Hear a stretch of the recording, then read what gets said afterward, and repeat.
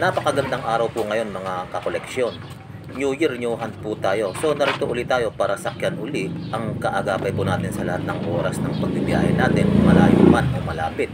At yung unang pagkakataon na muli na makipagkita po tayo at bumili ng coins para sa taong 2024. At ngayong araw nga po ay ating tatagpuin si Bossing na ilang araw din po nating naging katransaksyon sa Facebook para sa kanyang inaalok na coins. At napagkasunduan nga namin na magkita ngayong araw na ito upang tignan ang kanyang coins na iniaalok, at kapag ito ay tugma sa ating hinahanap ay atin ito itong bibilhin. So dito po ang napag-usapan po namin na magkita. At dahil medyo malayo din ang biyahe nito, ay nauna na tayong dumating at agad na rin pumasok. So dito po yung meeting place namin sa table na ito mga kakoleksyon. Dito namin pag-uusapan yung bibilhin kong coins. At habang naghihintay po tayo kay Sir, ay agad na po tayong umorder ng mga kain dahil tanghali na rin naman. Medyo malayo din ang pinanggalingan ni Bossing, galing Santa Rosa pa. At sakto naman na may company outing sila dito sa Batangas, ay isinabay lang niya yung mga coins na bibilhin natin dito. At sakto din na libre ang kanyang oras para dito. At sa part nga na ito, ilang segundo lang, ay dumating din ang ating hinihintay.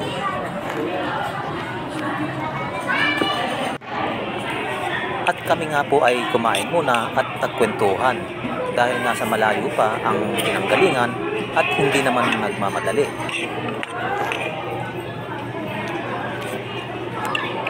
At dito na nga niyo makikita mga kakoleksyon na inilalabas na ni Sir ang kanyang mga barya na gusto niyang ipakita sa atin.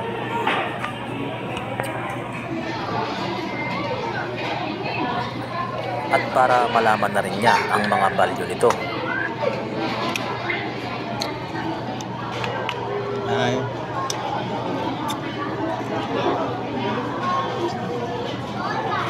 So sa unang tingin pa lang natin ay tugma naman sa hinahanap natin ang mga dalang barya ni Bossing. Mga legit na silver old 1 peso coins na may value talaga. At makikita din natin na nasa good condition pa ang mga ito. Bali, ito yung bibilihin natin mga kakoleksyon kay Sir. 4 na piraso na year 1909 na 1 peso coins at isang hard to find coins na year 2005. So lahat ito ay mga silver coins mga kakoleksyon.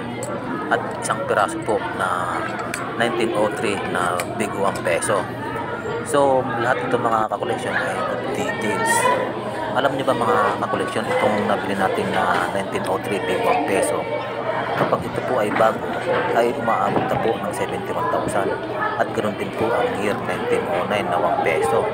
Yung bago po nito ay umaabot na po ng 46,000. Kung hindi kayo naniniwala, i-search nyo itong mga kakoleksyon sa record po ng Mamista. At dahil legit naman ang mga dalang barya ni Sir, ay nagkasundo kami sa halaga ng kanyang mga barya at agad natin iniabot yung napag-usapan namin halaga dito po sa mga coins na nakikita nyo ngayon sa aking video. So naging smooth lang yung mga pag-uusap namin ni Sir sa araw na ito. Masaya at sulit ang pakikipagkita ni Sir sa atin dahil marami rin siyang nalaman tungkol sa mga barya na may halaga. At sa oras nga na yon ay nagpaalam at nagpasalamat na tayo kay Sir dahil naging maganda naman yung naging transaction namin ngayong araw na ito. So ito nga mga kakoleksyon yung nabili po natin ng mga old coins, mga silver coins na 1 peso coins. So nakabili po tayo ng big 1 peso coins na year 1903. Ayan po. At ayon po sa record ng Mamista, ang AU condition po nito, yung almost uncirculated po nito ay nagkakahalaga na po sa halagang 3,000 mga kakoleksyon. At yung uncirculated po nito, ibig sabihin yung bago, nagkakahalaga na po ng 71,000 po ang isa. Ganito pong klaseng barya na 1903 1 peso. At ang year 1909 mga kakoleksyon, ayon po sa record ng Mamista, ang very fine condition po nito ay umaabot na po sa 12,000. Yung pinakamagandang condition po nito, year 1909. At ang uncirculated po nito, ibig sabihin yung bago, ay umaabot na po sa halagang 46,000 each. So swerte mga kakoleksyon kung meron po kayong ganong kondisyon ng gantong klaseng barya na 1 peso coins, ay napakaswerte na mga kakoleksyon. So ang hawak po natin ngayon ng mga 1 peso coins ay nasa good condition po, mga good details lang po. So mura lang po yung pagkakabili po natin dito dahil hindi nakagandahan yung mga 1 peso coins. So ang pagtaas po ng price nito mga kakoleksyon ay sa pagganda po ng coins, ng mga 1 peso coins na silver coins. Ayan po, diyan po tumataas ang value niyan. So ang nabili rin po natin ay patuloy po nating hinahanap ay ang year 2005 na 1 piso. So ito po yung patuloy po nating hinahanap at binibili.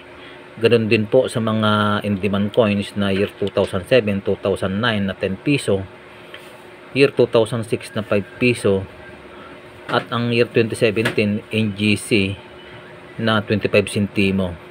So yan lamang po mga kakoleksyon. Maraming salamat po and God bless.